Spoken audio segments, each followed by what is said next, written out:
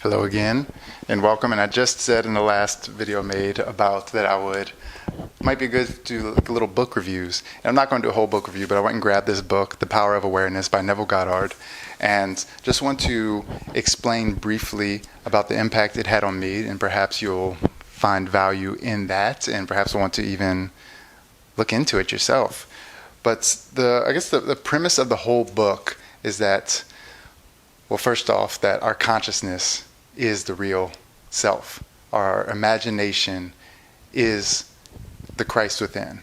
And I was hesitant at first to say the Christ within because what I need to explain kind of prior to what this book did for me is, and I guess I need to give a little preface of my life experience. I grew up in a Catholic household, and very early age I felt that something's off here. It's not answering all my questions. When I do ask questions that aren't within the boundaries of questions to be asked, I get reprimanded. And I found that to be not the way. Like, we should be able to ask questions, and to be shut down from asking questions was very much of a turnoff. And so I went through a great period of I didn't want to hear anything about religion, keep God out of the conversations, and I became very scientifically minded. Like, tell me how the brain works. I want to know the quantum physics, and I dove down that rabbit hole. I want to know the neuroscience. Really started to understand that, and didn't want anything to do with religion or spirituality. And of course, my viewpoint has greatly changed since then because you can only go so far down the scientific understanding before you hit the end of the explanations, and you need spiritual teachings. And so what I'll say that Neville Goddard in this book did is he quotes the Bible a lot, and at first it was kind of uncomfortable, but it led me to an understanding that the Bible could be interpreted not just by the church, but that each individual can have their own interpretation of the Bible, and that these words are not to like strict codes or guidelines that must be interpreted a certain way, but they're actually clues to understanding spiritual nature, spiritual laws, spiritual essence of who we are. And this it opened my mind up more, because if I had having that almost rigid resistance towards scripture and anything religious, obviously I was missing out a great deal of potential understanding. And so his thing is that Christ is our human imagination, and that is what we create through. Everything is created through our imagination. Everything, when we are calling upon any type of healing, any type of change, our imagination is the piece that allows that, and the imagination is the creative force. And he basically says that if you can, in the feeling, the emotional is the kind of glue that allows the thoughts, the imaginative thought, to begin to crystallize. So whatever we want, what is the emotion we expect to feel? And then if you study other traditions, you'll see that's kind of the path that takes place. The thought is the most finest and subtle form that we have ability to create, and then trickles down into the emotional state of being, which is a more denser substance than thought. And then as we use our body and bring it into physical world, we are crystallizing and materializing it even further. So that is the trickle-down effect, so to speak. And this was obviously kind of a starter book in that understanding, but the idea that if we can feel the feeling that we expect to feel when the wish is fulfilled, so whatever it is that we want in imagination, thinking of it is one thing, but now we must begin to think from it, immerse ourselves in it with our imagination so that it is real. And then what are we experiencing physically in our imagination, and experience it as if it is real. And gives the beautiful examples of it. Have you ever had a daydream and you're so immersed in it and you open your eyes almost like confused that you're in the room you've been in the whole time? You're like, whoa, I was just in Germany for some reason.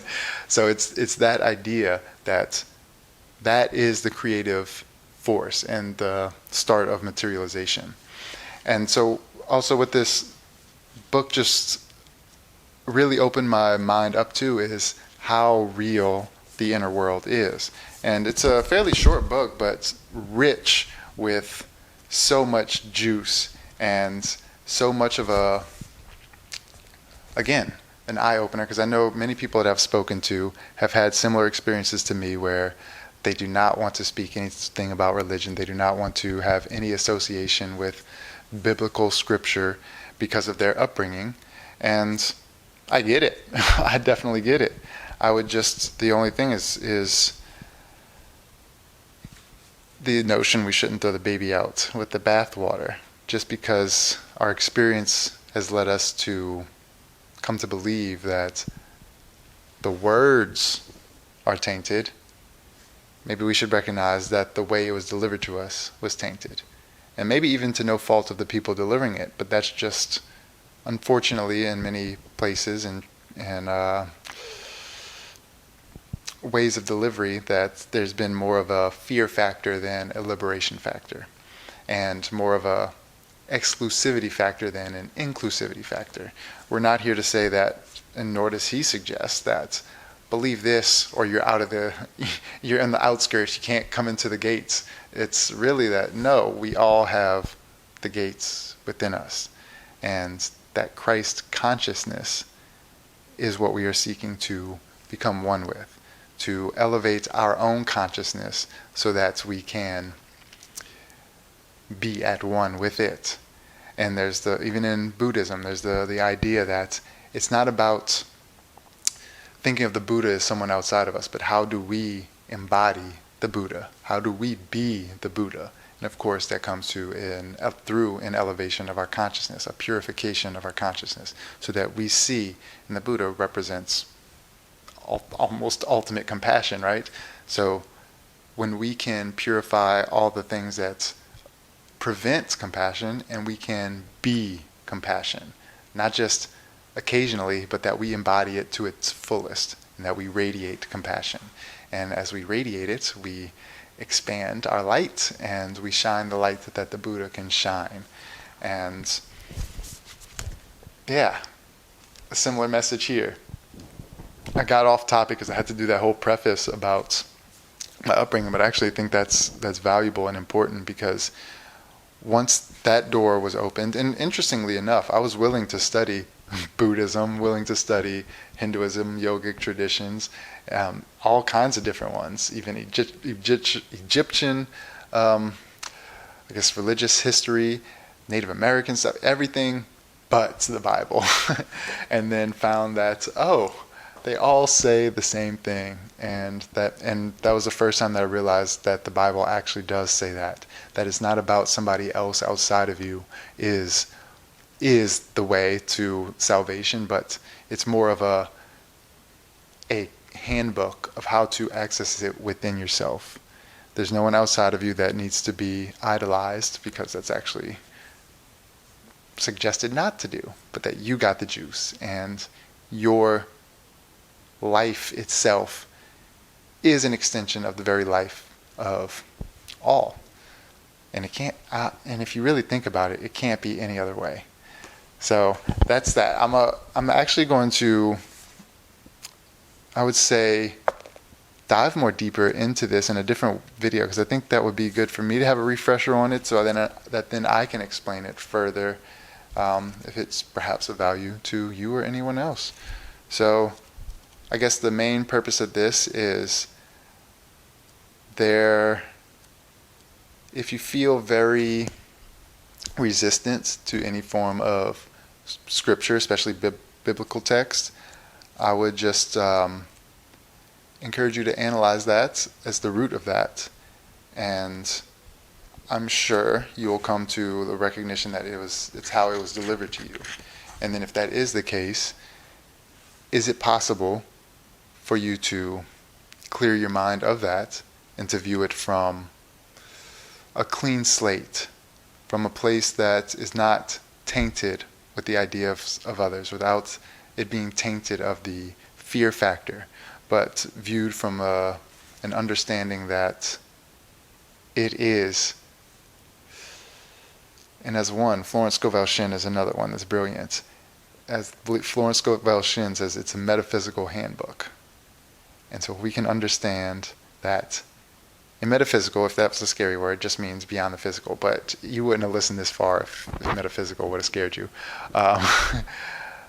Beyond the physical, and our spiritual nature is beyond the physical. So if it is a metaphysical handbook, it is giving us an understanding how we can start to pierce the veil, so to speak, and look into and begin to understand spiritual law. And there are spiritual laws that not only control us, but control it all. And the more we can understand them, and we can get to the more subtle, higher essences and understanding, because those are finer laws than physical laws. So if we can understand spiritual laws, then we can allow that trickle-down effect and have greater control, not only of our physical being, of our life experience, but life as a whole. So that's that. I'm going to leave it at that. And I would greatly encourage it. The Power of Awareness by Neville Goddard. It's an easy read, and